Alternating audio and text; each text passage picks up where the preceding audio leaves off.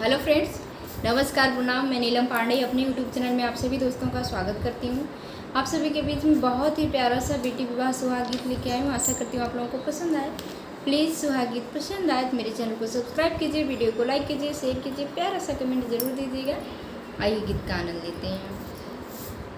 मोरे पीछे वरवा हो छिछली गड़हिया हो, छिछली गड़हिया अरे जमै गईले के रमुआ के सागरे रलनवा, अरे जामी गईले के रमुआ के सागरे लालनवा।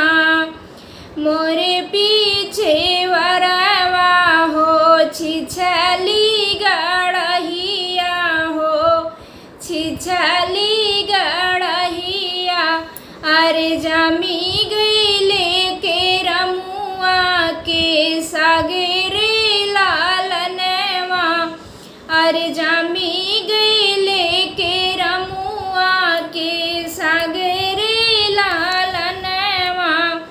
पूरब बानी जिया से आवे कुजड़िया, अरे आवे कुजड़िया अरे तोड़े लागी के रमुआ के सागरे लालनवा, अरे तोड़े लागी के रमुआ के सागरे लालनवा। गलिया से गलिया फिराए हो कुंजनिया, अरे फिरे हो कुंजनिया अरे कि बेचते के रमुआ के सागरे लालनवा, अरे बेचते के रमुआ के सागरे लालनवा।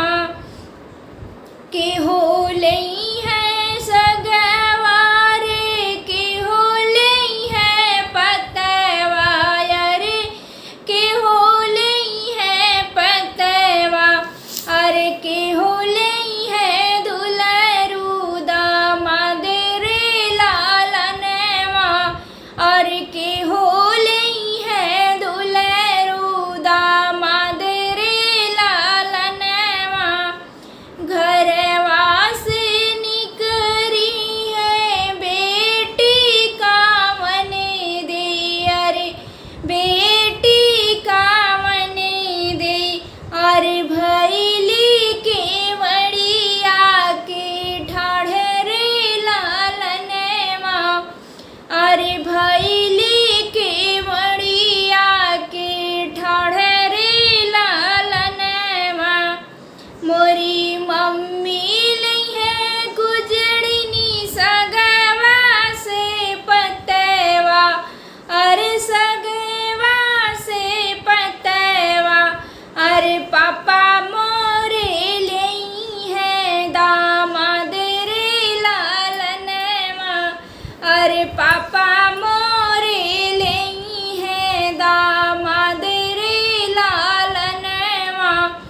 मोरे चाचा नहीं है गुजड़नी सगवा से पतवा, अरे सगवा से पतवा, अरे चाची मोरी लई है दामाद रे लालनवा, अरे चाची